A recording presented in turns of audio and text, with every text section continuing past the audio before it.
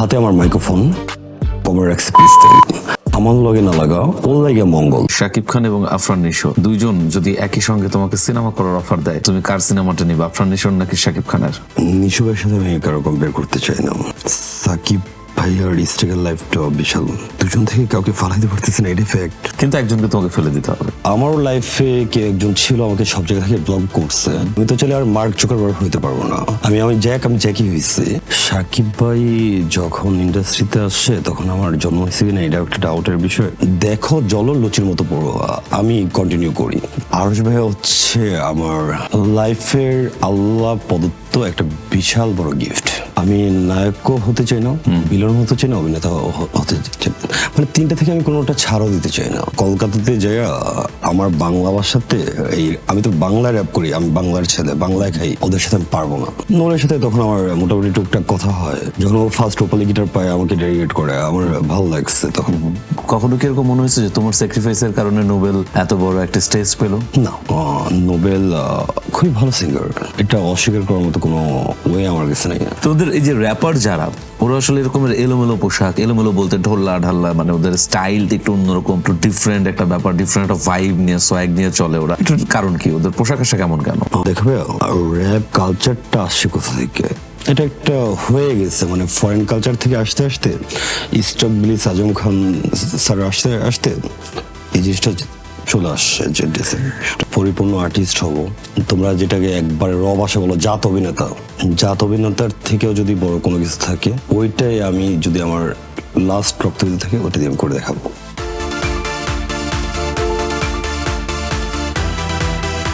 দর্শক, বিনোদন আড্ডা মানে নতুন কিছু।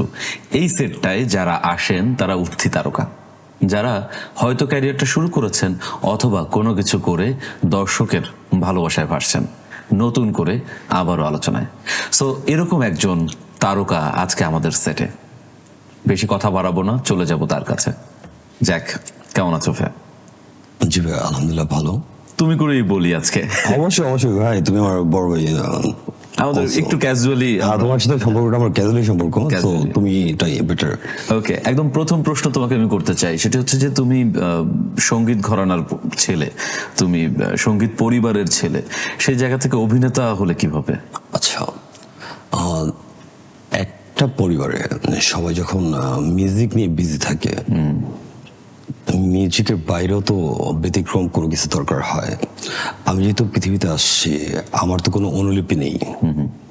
আমি যদি পৃথিবীকে আমার মনের কথাগুলো না বলে যেতে পারি বা দেখাতে না পারি, পৃথিবী কখনো জানবে না জ্যাক বলতে কেউ ছিল।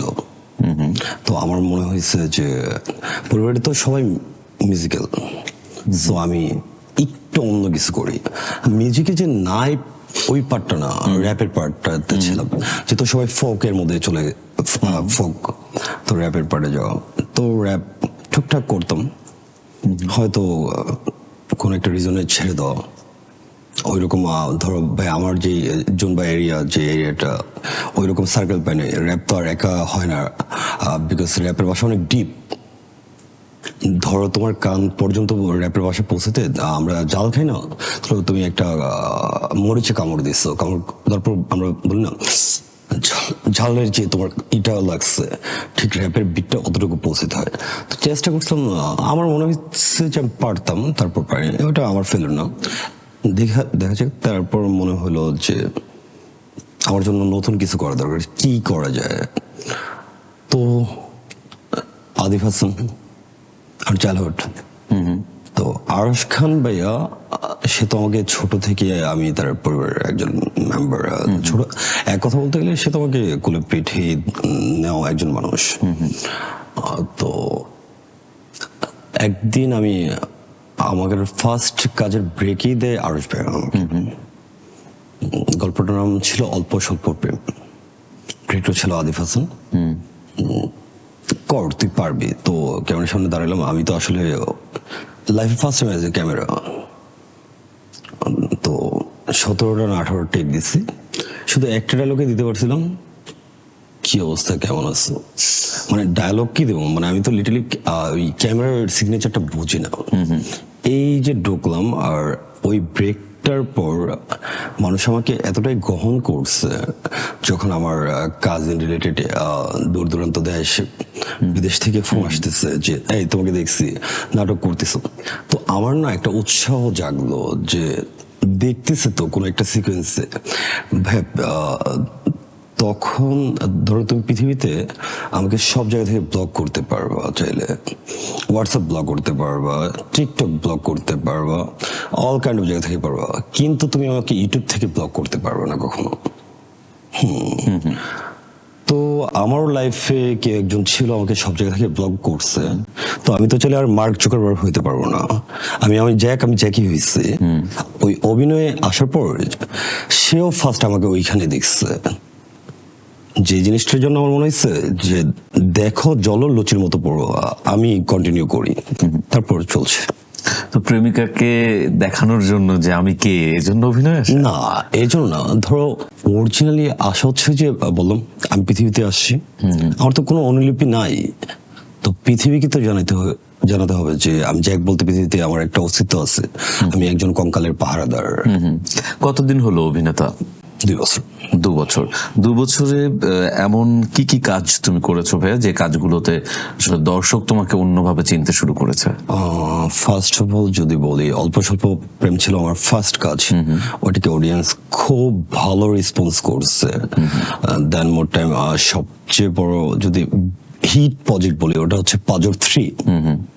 আদিফ হাসানের ভিলেন ছিলাম, রাইট। সাইলেন্ট কিলার যেটাকে বলি আমরা, গুলি করা। তো ওইটা পাবলিক খুব ভালো নিচ্ছে। তারপর আরেকটা ছোট কাজ ছিল আমার, গল্পের নাম ছিল গার্লফ্রেন্ডের ছোট বোন, যেটা রিপোস্টে একদিনেই 37 মিলিয়ন ভিউ। 37 মিলিয়ন। তারপর জারালভি একটা গল্প ছিল কাক, পাবলিক ভালো নিচ্ছে। তো এই গল্পগুলো থেকে তোমার মানুষ মোটামুটি খুব ভালো নিয়ে নিচ্ছে। তুমি আসলে হতে চাও কি, নায়ক, অভিনেতা নাকি ভিলেন? দেখো ভাইয়া, আমি নায়কও হতে চাই না, ভিলেনও হতে চাই না, অভিনেতা হতে চাই না, মানে তিনটা থেকে আমি কোনোটা ছাড়ও দিতে চাই না। আমি যদি ভুল না করি, আমার গুরু, উনি আল্লাহ ওনাকে ব্যস্ত নসিব করুক, হনিফরদি স্যার যদি বেঁচে থাকতো, হ্যাঁ, উনি তো কোনো কিছু স্যাক্রিফাইস করেনি কখনো। আমি স্যাক্রিফাইস করতে নারাজ, আমি তিনটাই নিতে চাই। তুমি অফ ক্যামেরা বলতেছিলা যে র‍্যাপ করার জন্য মূলত তোমার প্রথম আগ্রহ ছিল, র‍্যাপ সং করার জন্য। তো এরপর তুমি সারেগামা পাতেও তুমি গিয়েছিলে 2018-তে। একটু ওই জার্নিটা একটু শুনি, যে নোবেল তোমার সঙ্গে ছিল, কিভাবে গেলা, অডিশনটা কিভাবে দিলা? আচ্ছা, 2018-তে যেটা ঘটে, এশিয়ান টিভি, এশিয়ান রেডিওর এইচআর অ্যাডমিন এক ভদ্রলোক, শেখ মোহাম্মদ কাদের, তো আমাকে বললো মামা, তখন রেডিওর একটা শোতে বললো যে এমন এমন অডিশন চলতেছে, তো অডিশন দিব, জি বাংলা, তো দেই। তো অডিশন ছিল আমাদের ডিওরি মাইলস্টোনে। তো গেলাম, টোটাল অডিয়েন্স টোটাল হচ্ছে ছিল, বাংলাদেশ থেকে অডিশন দিচ্ছে তোমার 16,000 প্লাস। 16,000 প্লাস 2 দিনে মাইলস্টোনে 16,000 প্লাস সিঙ্গার। তো আমি তো ভাই অ্যাজ আ র‍্যাপ, তো চলছে কন্টিনিউ। তো টিকসে অনলি 3 জন, আমি, নোবেলম্যান, আর হচ্ছে সৌমিক নামে একটা ছেলে ছিল। তো ওদের আবার একটা রিস্ট্রিক্ট ছিল ইন্ডিয়াতে, মনির ঠাকুর যে রিস্ট্রিক্টটা দিছিল, 3 জন থেকে যে কোনো একজন যেতে পারবে। তো আমার কাছে মনে হয়েছে যে ভাই, ইন্ডিয়া কলকাতাতে যায় আমার বাংলা ভাষাতে, আমি তো বাংলা র‍্যাপ করি, আমি বাংলার ছেলে, বাংলায় খাই, ওটা ওদের সাথে আমি পারবো না।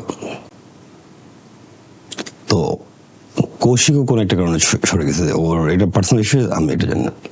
তো নোবেল গেল, নোবেলের সাথে তখন আমার মোটামুটি টুকটাক কথা হয়। যখন ও ফার্স্ট রূপালী গিটার পায়, আমাকে ডেডিকেট করে, আমার ভালো লাগছে তখন। এই তো তোমার কখনো কি এরকম মনে হয়েছে যে তোমার স্যাক্রিফাইসের কারণে নোবেল এত বড় একটা স্টেজ পেল? না, নোবেল খুবই ভালো সিঙ্গার, এটা অস্বীকার করার মতো কোনো ওয়ে আমার কাছে নেই। ওর পার্সোনাল লাইফ, বাট ও আগে থেকেই আমার কাছে মনে হয়েছে ও ভালো সিঙ্গার। আর ওরে ওরে বিশেষ করে করার রিজন হচ্ছে ও জেমস ভাইকে, তারপর হচ্ছে আয়াব বাচ্চু ভাইকে ও নিতে পারে, ওই ভয়েসটা দিতে পারে, ওর ওই ক্যাপাবিলিটি আছে। সো নোবেল আমার থেকে বেটার করবে, এটা আমার হোপ ছিল। তোমার মধ্যে একটা র্যাপার যে ইয়ো টাইপ একটা ভাইব আছে তোমার মধ্যে। হ্যাঁ ভাইয়া, তখন তুমি আবার বলবা এই পোলা ভালো না, স্বভাব খারাপ, যাও তাহলে এবার প্রেমপ্রীতির মারে বাপ। তোমাদের এই যে র্যাপার যারা, ওরা আসলে এরকমের এলোমেলো পোশাক, এলোমেলো বলতে ঢোল্লা ঢাল্লা, মানে ওদের স্টাইলটা একটু অন্যরকম, একটু ডিফারেন্ট একটা ব্যাপার, ডিফারেন্ট একটা ভাইব নিয়ে, সোয়াগ নিয়ে চলে ওরা। এটার কারণ কি? ওদের পোশাক আশাক কেমন কেন? দেখবে র্যাপ কালচারটা আসছে কোথা থেকে? র্যাপ তো বাংলাদেশে আসছে অনেক পর। ধরো তুমি যদি এমিনেমের র্যাপ শোনো বা উইজ খালিফার র্যাপ শোনো, ওরা তো আমাদের থেকে লজেস পড়তেছে। এটা একটা ফ্যাশনেবল বিষয়টা তা না। লাইক আমরা তো ধরো যার যেটা ওইটা করার রাইটসটা আমরা পাই না, আমরা বাঙালিরা পাই না। আমি চাইলে আমার ফ্রিডম মতো সবকিছু করতে পারি না। হ্যাঁ, তো ড্রেস আপের বিষয়টা হয়েছে কি যে ক্যাজুয়ালি, হ্যাঁ আমার এটা ভালো লাগছে, ধরো এই যে আমার কস্টিউম যেটা আমি পরে তোমার সামনে ইন্টারভিউ দিচ্ছি, আমার মনে হয়েছে আমার এই ছিঁড়াফাড়া জিনিসই ভালো। আমি তো চাইলে আরো ফর্মাল ক্যাজুয়াল একটু স্টাইলিশ করে। তো র্যাপের কালচারটা হয় কি ভাইয়া, ধরো এটা একটা হয়ে গেছে, মানে ফরেন কালচার থেকে আসতে আসতে, stock bliss Azam Khan sir আসতে আসতে এই জিনিসটা চলে আসছে। যে বাংলাদেশে তোমার সব থেকে পছন্দের র্যাপার কে? No comments. কাউকে পছন্দ হয় না? পছন্দ হয় না বিষয়টা এরকম না, যেমন স্টক ব্লেস এককালে ভালো লাগতো, স্টক ব্লেস অলওয়েজ ভালো। বর্তমান সময় আমার পছন্দের কোনো র্যাপার নেই, কারণ র্যাপার চোর আছে অনেক, যেমন রাইটার চোর। আলী হাসান অনেক ভালো র্যাপ করছে। ব্যবসার কি পরিস্থিতি, যখন এই গানটা রিলিজ করে তার আগে গানের নাম ছিল দোকানদার টু কাস্টমার। তো স্ক্রিপ্টটা কোথা থেকে আসছে? ওটা তো আমাকে ট্যাগ করেছিল, আমার ফেসবুকে আমাকে ট্যাগ করেছিল। আলী হাসান তোমাকে ট্যাগ করেছিল? আলী হাসান আর সাদি আমাকে ট্যাগ করছিল। তো আসলে ভাই এগুলো নিয়ে কমেন্টস করতে গেলে অনেক বিভ্রান্তিকর। না, এটা একটু জানা উচিত, এখন একটু কিউরিওসিটি বাড়তেছে যে ধরো ভাই আমরা বাঙালিরা করি কি, সাজেশন নেই, বুদ্ধি নেই, টিক্স নেই, সব কাজে লাগানোর পর ক্রেডিটটা দিতে ভুলে যাই যে এটা জ্যাকের অবদান ছিল।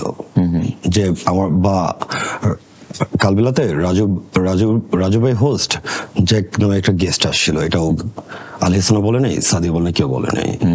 তা আমার যে খারাপ লাগছে বিষয়টা তা না, ওইটা দিয়ে শিখছি। কি অবদানটা ছিল আসলে তোমার ওই গানে? অবদানটা বলতে হচ্ছে ওরা যখন নামগুলো ঠিক করে, তো আমরা তো ফার্স্টে তোমার অডিও টেপ শুনি যে আসলে সুন্দর গান যাচ্ছে, তো আমাকে বলতেছে নাম কি দাও, যে পোস্টার কি করা যায়। তো ওরা নাম দিছিল দোকানদার টু কাস্টমার, দোকানদার টু কাস্টমার। পরে আমি বললাম না, এটা কেমন জানি একটু বিশাল বড় লম্বা লাইন, র্যাপের ভাষায় এত লম্বা লাইন যায় না। দোকানদার টু কাস্টমার বিষয়টা কেমন? দোকানদার টু কাস্টমার মানে আমি দোকানদারের কাছে গেলাম কাস্টমার হয়ে, সেটা এরকম না, এটা নেব না। তাহলে কি করা যায়? আমরা এক কাজ করি, ব্যবসায়িক তো, তাহলে ব্যবসা নিয়ে কথা বলি। তো ওইটা দিতে দিতে ব্যবসার কি পরিস্থিতি নামটা আমার দেওয়া। ওকে, যেহেতু তুমি হচ্ছে র্যাপ করো, আমরা একটু র্যাপ শুনতে চাই তোমার কাছে। র্যাপ যে কোনো তোমার পছন্দের যে কোনো র্যাপ, তবে সবই পছন্দ।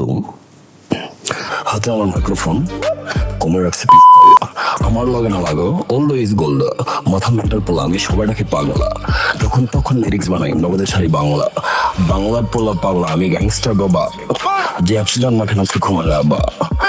8টা বছর ধরে আমি সব দেখতেছি, যেটা করতেছে সবই দেখছি।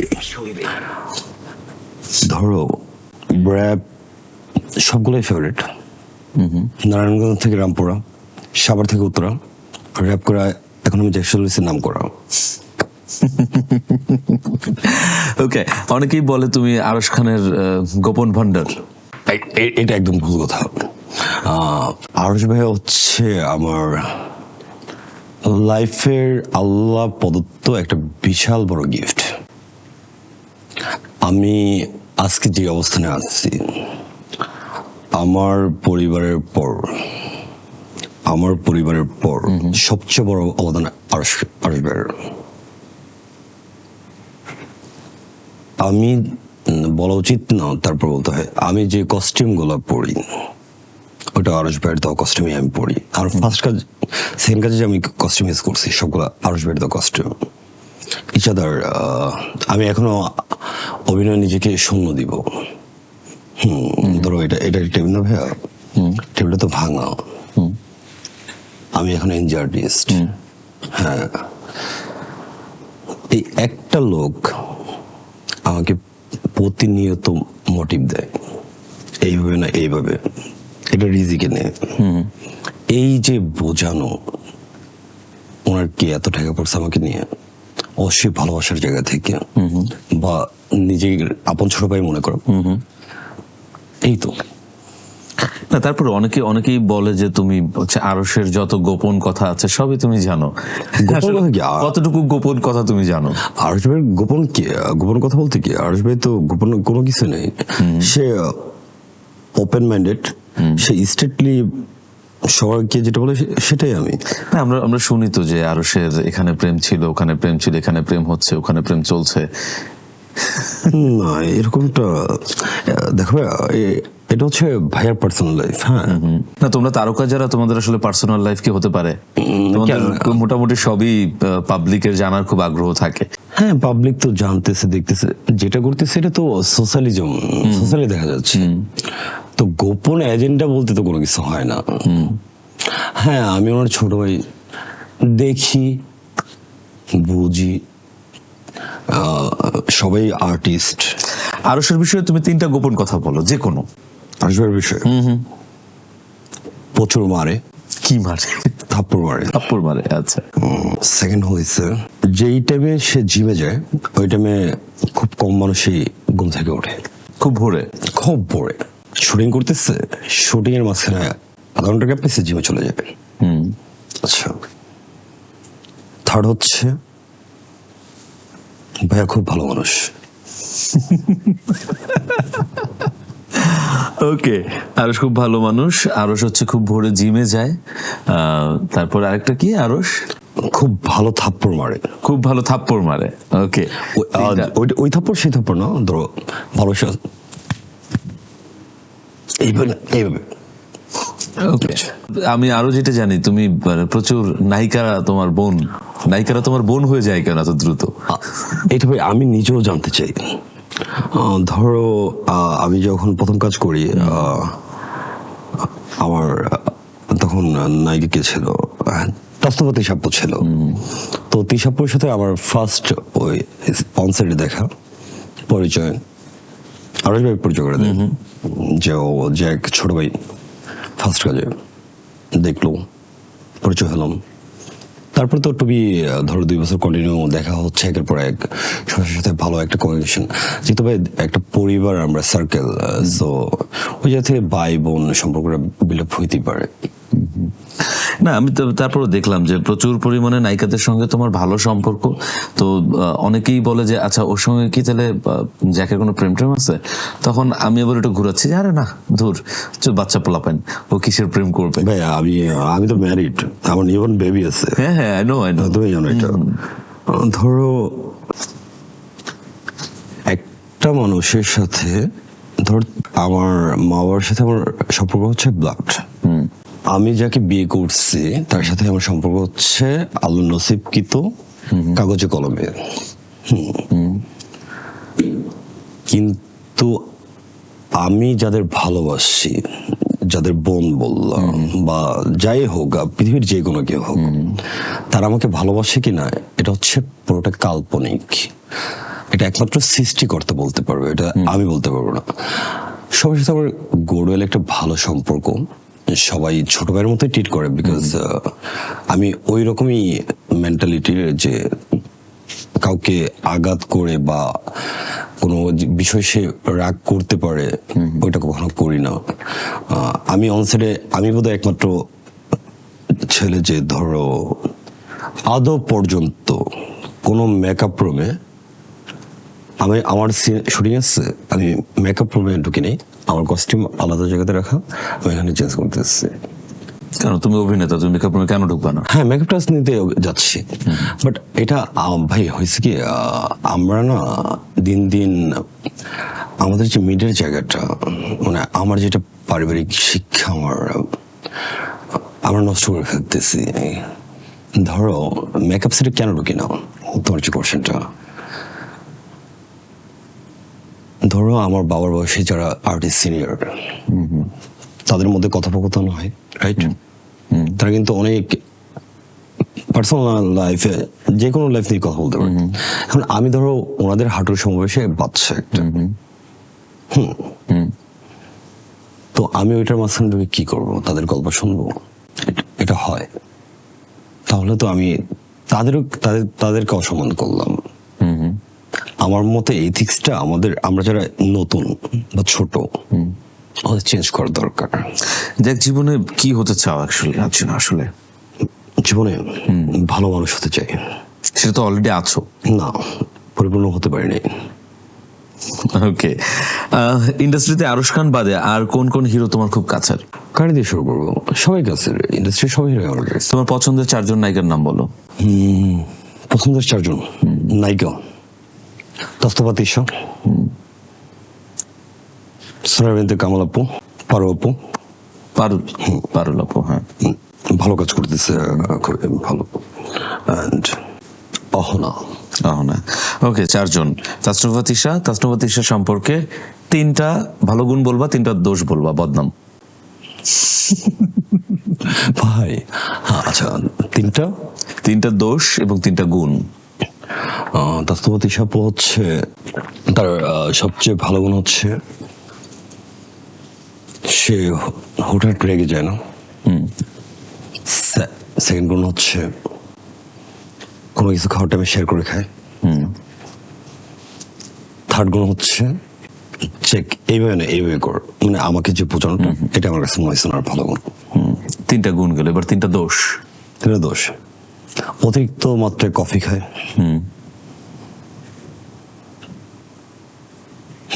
আমার থেকে ভালো র্যাপার হয়ে গেছে, আপু ভালো র্যাপ করে। দোষ বলতে বলছি, দোষ। এটা তো দোষটা ভাই, আমি তো র্যাপার। আচ্ছা, ঠিক এটা আছে, তো দোষের মধ্যেই যায়। আচ্ছা। থার্ড হচ্ছে 1000 টাকা চাইলে 200 টাকা দেয়। কিপটা না, হার কিপটা না, দেয়। টাকা দিয়ে কি করবি এটা বল, মানে রিজন জিজ্ঞেস কর। এই 3টা দোষ। ওকে, এবার হচ্ছে সুনায়রা বিনতে কামাল, সেম 3টা ভালো গুণ, 3টা খারাপ গুণ। সোনার আপু খুব ভালো মানুষ। ভালো মানুষ আসলে গুণ না, এর বাইরে। আমরা সবাই ভালো মানুষ। সোনার আপুর সাথে আমার সম্পর্ক তোমার খুব অল্প সময়, যেটা মনে হয়েছে আমার কাছে সবচেয়ে খারাপ 3টা গুণ হচ্ছে অতিরিক্ত জাল খাও। ঝাল। সেকেন্ড হয়েছে প্রচুর বাইরের খাবার খাও। থার্ড হচ্ছে শুটিংয়ের মধ্যে অতিরিক্ত অ্যাক্টিভ থাকা। এই একটা পার্সনকে আমি দেখছি যে অন সেটে ডিরেক্টর আসার আগে সে হাজির। এটা নিয়ে তোমরা একটা করছিলাম, আমি দেখছিলাম, যদি কালবেলা করছিল যে আরশ ভাইকে গাছে ওঠার একটা বিষয় করছিল। আরশ ভাই জাস্ট তোমার অন সেটে 5 মিনিট লেট হয়েছিল। আরশ ভাইকে গাছ ওঠায় শাস্তি দেওয়া হয়েছে 5 মিনিট লেট কেন? এটা হচ্ছে তার ভালো গুণ, মানে এটা আমি বলবো এটা ভালো গুণ। আর্টিস্ট এরকমই হওয়া উচিত। ওকে, জ্যাক, অনেক কথা তো হলো। এবার মানে তোমার ভবিষ্যৎ পরিকল্পনাটা শুনতে চাই, যে তুমি আসলে অভিনয় নিয়ে কত দূর যেতে চাও, সামনে তোমাকে কোথায় দেখতে চাও? ভাইয়া, আমি নিজেকে ভাঙতে চাই, পরিপূর্ণ ভাঙতে চাই। অভিনয়ের শেষ কি আছে, শেষ অ্যাওয়ার্ডটা পর্যন্ত আমি নিয়ে পৃথিবী ত্যাগ করতে চাই। ধরো দিতে চাই যে আমি যে পৃথিবীতে আসছি, পৃথিবীকে গিফট করে যাব। ভবিষ্যৎ পরিকল্পনা হচ্ছে আর্টিস্ট হিসেবে নিজেকে পরিপূর্ণভাবে তৈরি করব, পরিপূর্ণ আর্টিস্ট হব। তোমরা যেটাকে একবারে র ভাষা বলো জাত অভিনেতা, জাত অভিনেতার থেকেও যদি বড় কোনো কিছু থাকে, ওইটাই আমি যদি আমার লাস্ট রক্তবিদ থাকে ওইটা দিয়ে আমি করে দেখাবো। হয়তোবা আবার র্যাপের দিকে ব্যাক করবো, রিসেন্ট চলতেছে। আর মেয়ে তো চলে গেল, জুন থেকে আমার যে প্রজেক্ট বা আমার যে মানে আমার যেটা অন বিজনেস বা খেপা বাংলা একদম পুরাদমে স্টার্ট করবো। ওকে, শাকিব খানের রকস্টার টিজার দেখছো? দেখলাম।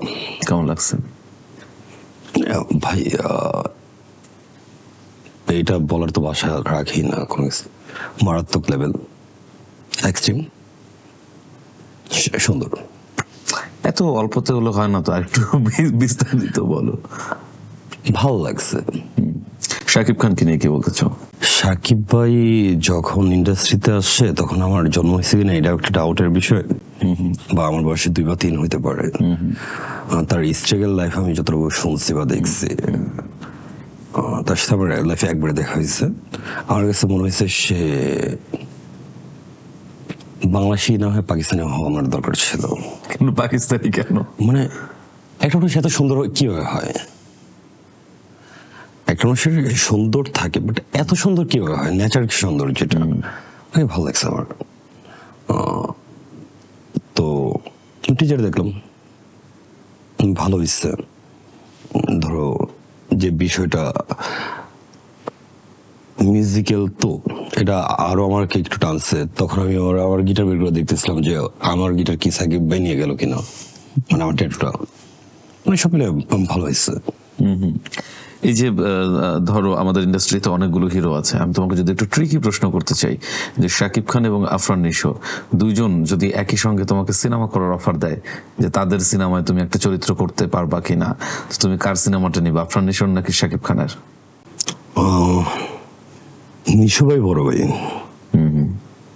নিশু ভাইয়ের সাথে আমি কারো কম্পেয়ার করতে চাই না। আর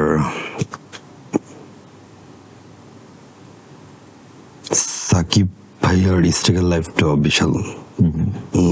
মেহেদী হাসান হৃদয়ে বরবাদ থেকে যাত্রার যে শুরু, দুজন থেকে কাউকে ফালাইতে পারতেছে না, এটাই ফ্যাক্ট। কিন্তু একজনকে তোমাকে ফেলে দিতে হবে, সাকিব ভাইয়ের সাথে করবো। শাকিবের সাথে করবো। ওকে, ধরো তোমাকে একটা সিনেমার অফার দেওয়া হলো, এবার তোমাকে বলা হলো যে তুমি নায়িকা বাছাই করবা, তোমার নায়িকা হবে 3 জন, তুমি কোন কোন কোন কোন নায়িকাকে নিয়ে? মানে আমি কি নতুন পুরাতন যে কাউকে নিতে পারবো? নতুন পুরাতন যে কোনো কাউকে নিতে পারো, বাট পুরাতন যারা এখন এস্টাবলিশ আছে, কারণ রিস্ক তো প্রডিউসার নিবে না, তাই না? সো তুমি কাকে কাকে নায়িকা হিসেবে নিবা? তুমি হিরো, তোমার নায়িকা 3 জন। আমি হিরো? হ্যাঁ। গল্প তো যেরকম কোনো, যে কোনো অ্যাকশন গল্প, অ্যাকশন। ওকে, অ্যাকশন রোমান্টিক মিলিয়ে আর কি। অহনাপাকে নিব ফার্স্ট, সেকেন্ড নিব হচ্ছে তরিনীকে, আর তিশাপাকে। তাসনুভা তিশা। তাহলে তোমার নায়িকা হচ্ছে তাসনুভা তিশা, তটিনী এবং অহনা, 3 জন। ওকে, তোমাকে যদি বলা হয় যে মানে তুমি যদি একটা সিনেমা প্রডিউস করতে চাও, খুব রোমান্টিক অ্যাকশন ধরনের একটা সিনেমা, মানে থাকে না ভালোবেসে রিভেঞ্জ নেওয়া টাইপ সিনেমা, সো এরকম একটা সিনেমা যদি তুমি প্রডিউস করতে চাও, তুমি হিরো কাকে নিবা, হিরোইন কাকে নিবা? যদি ওই সময়টাতে আরশ ভাই ডেট দেয়, আমি ফার্স্ট হিরো নেবো আরশ ভাইকে। আর হিরোইন সোনারবিন্দু কামাল। ওকে, বাট তোমাকে ব্যবসা কিন্তু মাথায় রাখতে হবে, সিনেমা শুধু করলেই তো হবে না। সো ব্যবসায়িক জায়গা মাথায় রেখে হলে গিয়ে দর্শক টিকিট কেটে সিনেমা দেখবে। দেখতেছে না ভাই, ধরো আপনি সবার সাথে যেটা লাস্ট করলো সোনারাপ্পু, দম দম দম দেখেনি মানুষ? দেখেছে।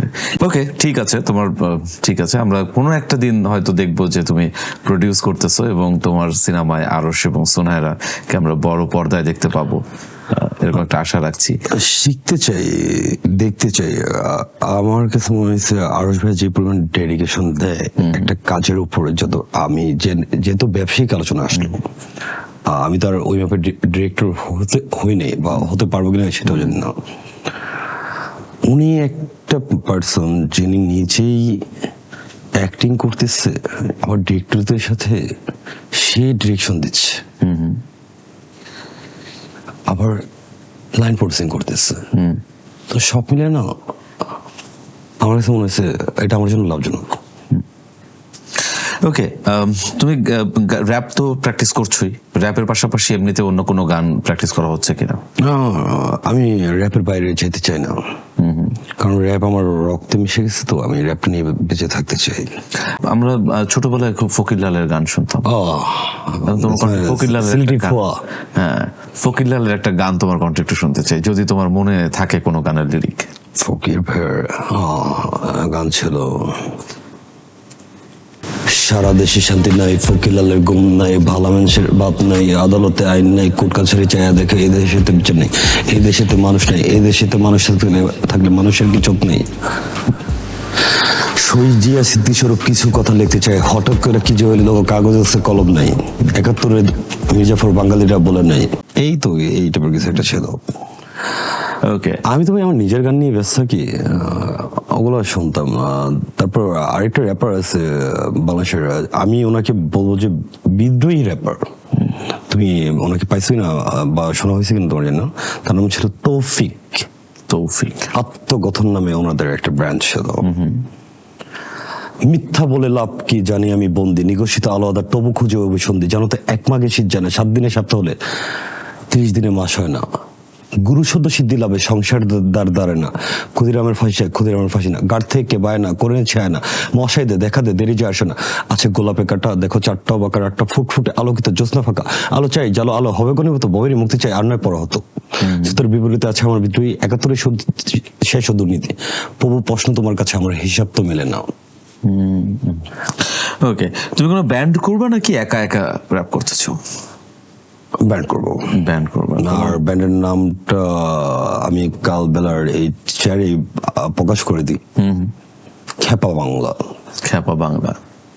আমি আমার লাইফে এখন থেকে যা ঘটবে, যদি প্রোডাকশন থেকে শুরু করে clothing business, all kind of খ্যাপা বাংলা নামে যাবে। ওকে, আমরা করব, আমরা সেই আশায় আছি যে দেখতে পাবো একদিন তুমি র্যাপ করছো এবং খুব ভালো করবা ইনশাল্লাহ।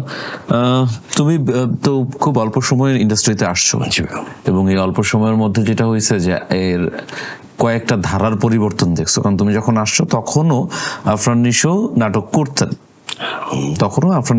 করতেন, এরপর আফরান নিশো নাটক ছেড়ে দিয়ে এখন সে সিনেমাতে ব্যস্ত হয়ে আছেন। এরপরে তুমি এসে যেটা দেখলা যে আরশ খান, তৌসিফ মাহবুব, এরকম বেশ কয়েকজন হিরো যারা এখন লিডিং পর্যায়ে আছে, যারা নাটক ইন্ডাস্ট্রিটাকে ধরে রেখেছে, সো তাদের পরের ইমিডিয়েট পরেই তোমরা যারা এখন কাজ করতে শুরু করলা, তো তোমার কি মনে হয় ফিউচার আফরান নিশো কে হতে পারে, ফিউচার চঞ্চল চৌধুরী কে হতে পারে, ফিউচার মোশাররফ করিম কে হতে পারে?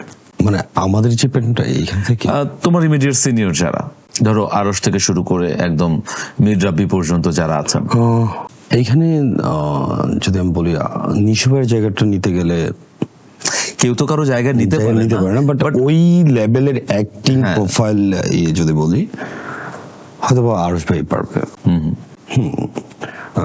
কারণ আরশ ভাইও ওনাকে অনেকটা ফলো করে না, উনি নিশো ভাই বড় ভাই, আরশ ভাই ছোট ভাই, তার ছোট ভাই আমি।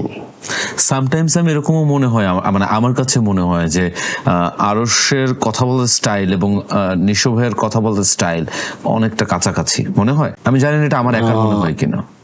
আমাকে তো তুমি যদি এটা বলো, আবার অনেকে আমাকে বলে যে আমার আরশ ভাইয়ের কথা বলার স্টাইল সেম। হ্যাঁ, তোমার এবং আরশের কথা বলার স্টাইল অনেকটা সেম হয়ে যায়, এটা হতে পারে, হয়ে যায় অনেকটাই। আরশ হচ্ছে একটু পজ দিয়ে মাঝে মধ্যে একটু টেনে লম্বা করে কথা বলে। সো তোমার আজকে অনেকক্ষণ ধরে কথা বলছি, সো আমি দেখতে পাচ্ছি যে তুমিও অনেকটা ওই স্টাইল বা ওই প্যাটার্নে হাঁটছো, এবং নিশো ভাইও কিন্তু ওই সেম স্টাইল সেম প্যাটার্নে হাঁটে। বড় ভাই যেমন হবে, যার কাছ থেকে আমি শিখছি, যিনি আমাকে তৈরি করার জন্য সব সময় চেষ্টা করে, অবশ্যই তো আমার প্যাটার্নটা ওইভাবেই যাবে। আর এটা তো গড গিফটেড, বয়সটা তো আর নিজের না। আর প্রত্যেকটা কিছু করার আগে তো চিন্তা করতে হয়, ভাবিয়া করিও কাজ, করিয়া ভাবিও না। নিশো ভাই, আরশ ভাই, আমি জ্যাক। মানুষ কিন্তু তিনজন, কিন্তু বয়স তিনটায় যে তুমি যেটা বললা যে একটু পজ নিয়ে টান দিয়ে কথা বলা, এটা না জন্মগত হ্যাবিট। এটা যে কাউকে কপি করার বিষয়টা তা না। হয় কি ভাইয়া, ধরো শব্দ উচ্চারণ বাক্যে যেটা ঘটে এটা করতেছে। যাক, অনেকক্ষণ তো হলো। এবার আমরা একদম শুরুতে বলে আসছিলাম যে তুমি মিউজিক পরিবারের ছেলে, সঙ্গীত পরিবারের ছেলে। একটু ওই জায়গায়ও যেতে চাই। তুমি একটা পরিচয় সবসময় হিডেন করে যাও। ভাই যদি মাইন্ড না করো, আমি ওই বিষয়ে কোনো কথা অন ক্যামেরার সামনে বলতে চাই না। বাট আমি এতটুকুই বলি যে আমি পরদেশি, কেউ আমাকে করলো না স্বদেশি।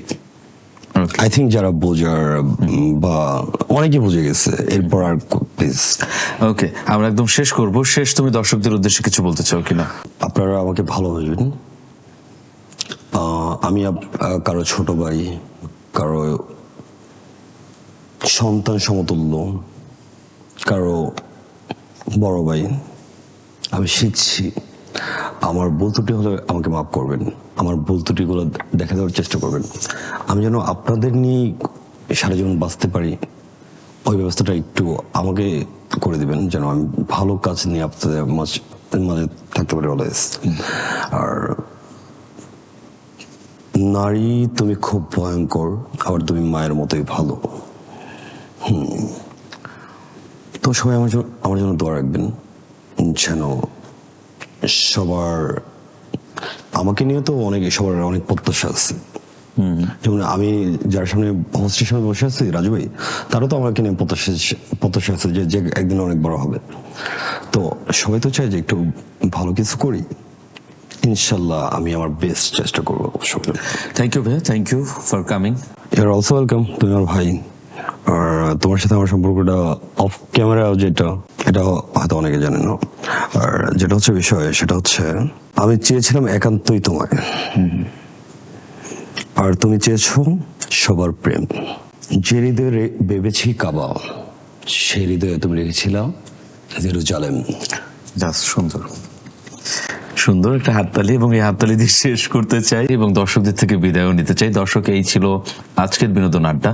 আগামী পর্বে আবারও কোনো নতুন তারকাকে নিয়ে আপনাদের সামনে হাজির হয়ে যাব। সেই পর্যন্ত ভালো থাকবেন, সুস্থ থাকবেন, কালবেলার সঙ্গে থাকবেন। আল্লাহ হাফেজ।